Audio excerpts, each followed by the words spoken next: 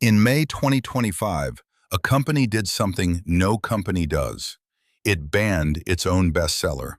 Pop Mart pulled Labubu from all 16 of its UK stores. Not because it wasn't selling, because grown adults were brawling over it in the street. Over this, a $25 plush monster with 9 crooked teeth. Freeze it right there. The people throwing punches aren't kids. They're adults in their 20s and 30s. Your first guess is because it's cute, and it's wrong. Your second guess is because it's rare, warmer, but still not it. The real answer was written down by a psychologist 70 years ago, and it has nothing to do with toys. To find it, we rewind twice. Rewind 1, the Netherlands. A boy from Hong Kong lands in a country where he can't read a single word. So he lives inside picture books and Nordic elf legends. That boy grows into illustrator Kasing Lung, and in 2015, those forest spirits spill out as a series called The Monsters. One of them, a kind-hearted troublemaker named Labubu. For years, it gathers dust at art toy fairs. Rewind 2, Beijing, 2014.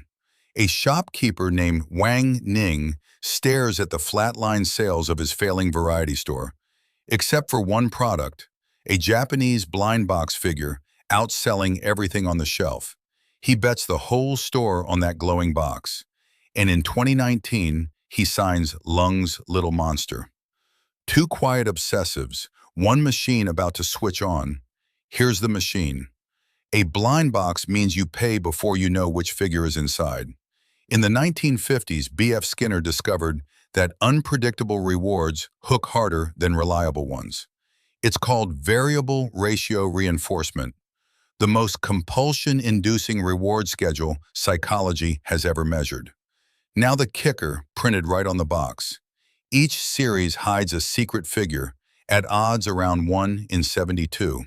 Secrets resell for 10, sometimes 100 times retail. It's a lottery with a face. All it needed now was a spark, with a few 100 million followers.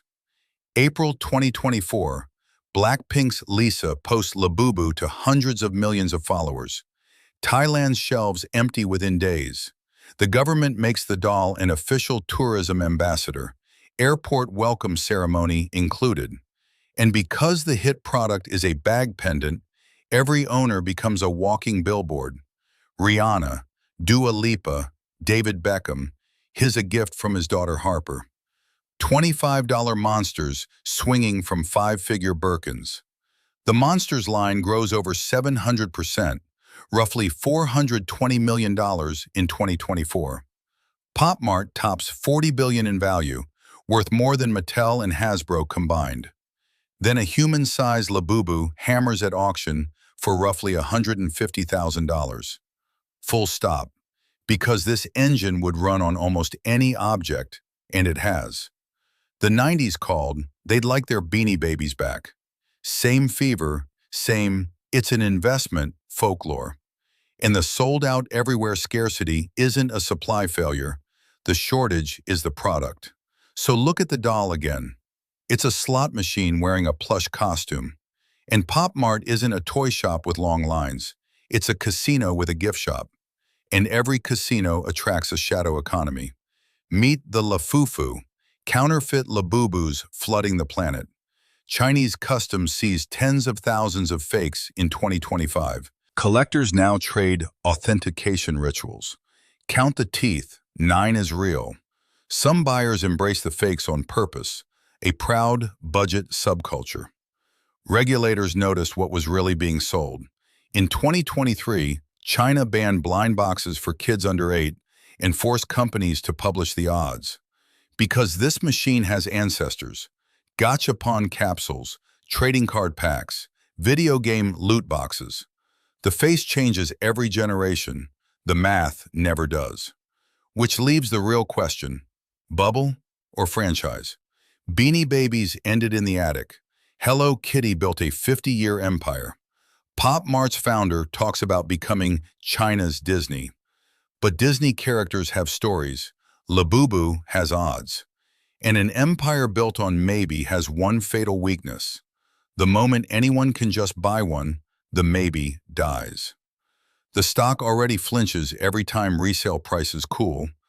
Back to the man who drew it. Kasing Lung waited 20 obscure years for his overnight success. He still calls Labubu kind-hearted, a monster that causes chaos by accident, which is now painfully literal. And remember Harper Beckham handing one to her dad. Underneath the casino, most people were buying these for people they love. So here's your defense, because knowing the psychology barely protects you. Before any pay-before-you-know purchase, ask one question out loud. Do I want the thing, or do I want the maybe? If you want the thing, buy the thing. Never buy the maybe. Back on that London sidewalk, the shutter rolls up. The cues returned, calmer, tamed by app lotteries. The monster was innocent all along. The doll is fine. Watch the box.